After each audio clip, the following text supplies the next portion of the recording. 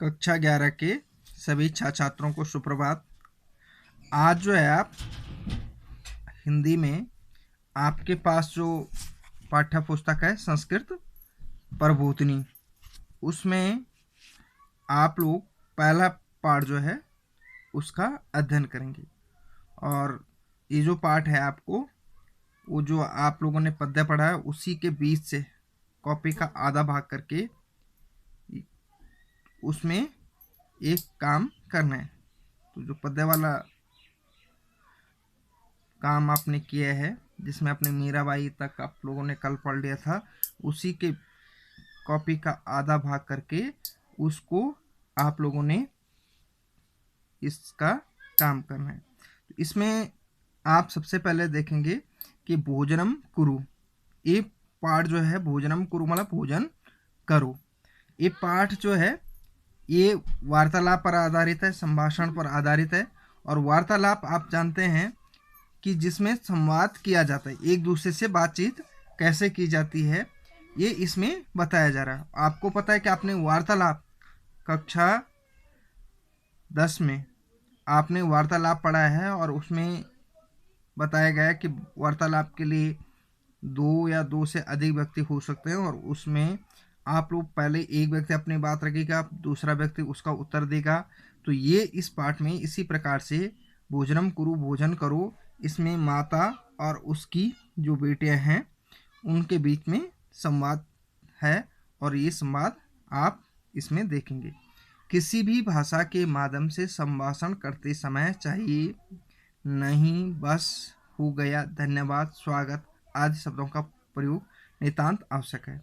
यानी किसी भी भाषा में अगर हम कोई संभाषण करते हैं, कोई बातचीत करते हैं, तो उसमें नहीं शब्द का प्रयोग, बस, हो गया, धन्यवाद, स्वागत, ये शब्दों का प्रयोग नितांत आवश्यक है। ये आवश्यक रूप से हम इन शब्दों का प्रयोग करते हैं, जिसके बिना व्यवहार संभव नहीं है। यानी इन शब्दों के बिना हम व्यावहारिक जो बातचीत है वो कर ही नहीं सकते हैं। प्रस्तुत पाठ में संस्कृत के द्वारा व्यवहार करने के लिए आवश्यक ऐसे ही शब्द आवश्यकम, मास्तु, पर्याप्तम, धन्यवाद, स्वागतम आदि शब्दों का प्रयोग माता और पुत्रों के भोजन के समय की गई बातचीत में रोचक शैली में दर्शाया गया है। तो ये इसमें बताया गया है। तो आइए हम सीधे इस पाठ के बारे में पढ़ते हैं। आज इसमें हम देखते हैं माता नलिनी सुनयने भोजनार्थम आगच्छताम। अब यहाँ जो माता है, माता जो है नलिनी उसकी पुत्री है और सुनयनी यानी सुनयना भी उसकी पुत्री है। तो नलिनी और सुनयना को भोजनार्थम, भोजनार्थम मतलब भोजन के लिए, ये चतुर्थी विभक्ति है, इसमें संप्रदान कारक है, यानी भोजनार्थम भोजन के लिए आगच्छताम आओ।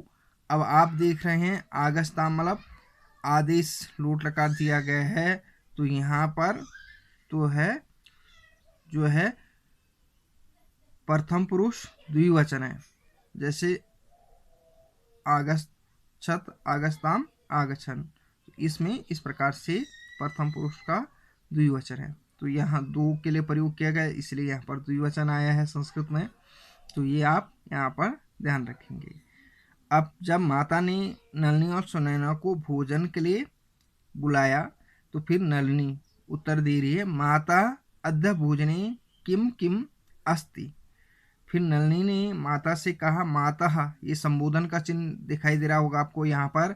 तो ये जो संबोधन का चिन्ह है, तो यहाँ जब हम किसी को पुकारते हैं, किसी को बुलाते हैं, तो वह हम संबोधन का प्रयोग करते हैं। किसी को संबोधित करने के लिए हम संबोधन चिन्ह का प्रयोग करते हैं। जैसे माता, हे माता, अद्य भोजने, अद्य मतलब आज, भोजने मतलब भोजन में, अधिकरण कारक है सप्तमी विभक्ति एक वचन, भोजने शब्द में अधिकरण कारक सप्तमी विभक्ति एक वचन है भोजन में। और अधिकरण कारक का आपको पता है चिन्ह जो होता है वो में पेपर। तो भोजन में किम किम, किम किम मतलब क्या क्या, अस्ति मतलब है, आज भोजन में क्या क्या है। तो नलिनी ने माता से पूछा कि हे माता, आज भोजन में क्या क्या है। फिर माता उत्तर देती है, माता ओदनम अस्ति ऊदनम मतलब भात, यानी भात है, रोटी का अस्ति, रोटी है, शाकम अस्ति, सब्जी है, मधुरम चा अस्ति और मीठा है। तो इस प्रकार से माता ने कहा भात है, रोटी है, सब्जी है और मीठा है। तो ये भोजन में आज ये चीज़ें हैं, यानी चावल हो गए, यानी भात हो गया, रोटी हो गई, सब्जी हो गई और मीठा हो गया। अब आगे जो पैराग्राफ है इसमें आप देखेंगे, सुनयना माता साकम किम निर्मितम अस्ति यदि कारवेल कम अस्ति तरही आम ना खादामी। सुनैना ने फिर कहा, अब सुनैना अपनी माता से कहती, माता हे माता साकम किम निर्मितम अस्ति, साकम किम निर्मितम यानी साग जो है, जो सब्जी है वो किस चीज़ से निर्मित है, किस चीज़ से बनी हुई है, यानी जो सब्जी है वो किस चीज़ की बनी हुई है, यानी सब्जी किस चीज़ की बनी हुई। यदि कारवेलकम अस्ति, यदि कारवेलकम मतलब यदि करेला, कारवेलकम मतलब होता है करेला, तो आप देखेंगे करेला, तो ये आप देखेंगे कारवेलकम मतलब करेला। यदि करेला है तरही आम ना खाता में, तो मैं नहीं खाऊंगा। तरही मतलब तो, अहम मतलब मैं, ना मतलब नहीं, खादा मतलब खाऊंगा। तो अहम ना खादा में उत्तम पुरुष एक वचन, ये जो है अस्मत् शब्द का जो है अहम आवम वयम, अस्मत् शब्द आपने पढ़ा होगा। तो यहाँ पर उत्तम पुरुष एक वचन है, इसलिए क्रिया भी उत्तम पुरुष एक वचन की लगी है। तो ये आप देख लें कि यहाँ पर सुनैना कहती है कि माता साकम किम निर्मितम अस्ति, साग किस चीज़ का बना हुआ है, किस चीज़ का निर्मित है। यदि कारवेलकम अस्ति, यदि करेले का है, तरही अहम ना खादामी, तो मैं नहीं खाऊंगा। तो इस प्रकार से जो है सुनैना ने कहा। तो अब माता किस प्रकार से उत्तर देती है, माता साकम आलुकम ब्रिंगन मिश्रितम अस्ति मसूरस्य सूपा अस्ति। जो साकम है आलू ब्रिंगन मिश्रितम, जो सब्जी है वो आलू और ब्रिंगन मिश्रितम, ब्रिंगन मिश्रितम मतलब बैंगन से मिश्रित है, यानी दोनों से बनी हुई, आलू और बैंगन की है। मसूरस्य सूपा अस्ति, और मसूरस्य मतलब मसूर की, चा मतलब और, सूपा मतलब दाल, सूपा का मतलब होता है दाल। तो यहाँ पर आप ध्यान रखें कि इसका मतलब है, सूपा का मतलब है दाल। तो यहाँ पर जो सूप है यानी जो दाल है वो क्या है, मसूर की है। तो यहाँ पर माता ने कहा कि साकम जो सब्जी है आलू और बैंगन की है और मसूर की दाल है। नलिनी भगनी शीघ्रम आगच्छ भोजनम कुरुवः।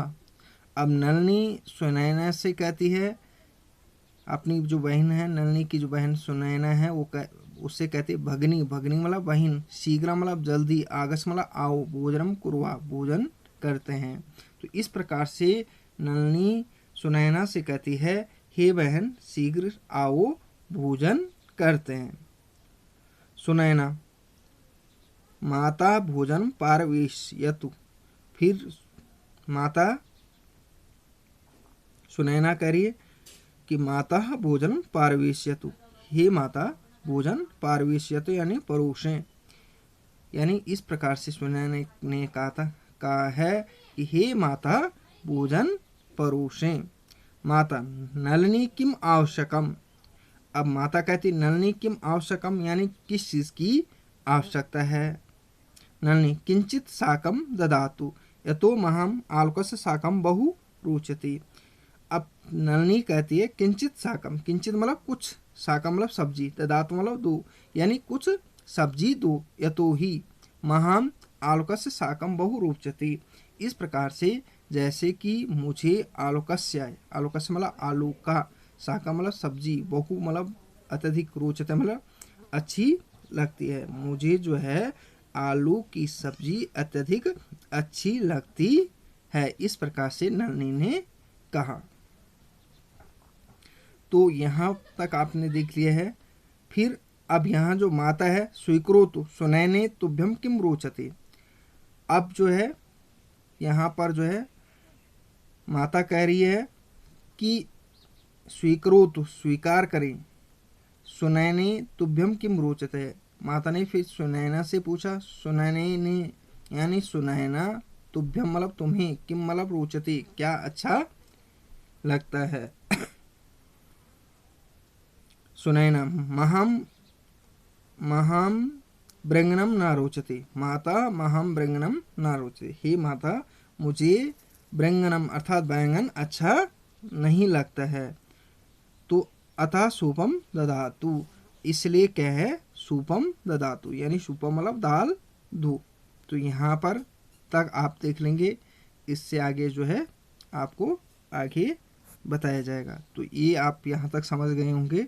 तो इतना आज आप इतना ही देख लीजिएगा, इसको समझिएगा। इससे संबंधित मैं आपको कुछ शब्दार्थ भेज रहा हूँ, वो शब्दार्थ आपको याद करने हैं और इससे संबंधित जो काम दे रहा हूँ वो आपको अपनी कॉपी में करना है।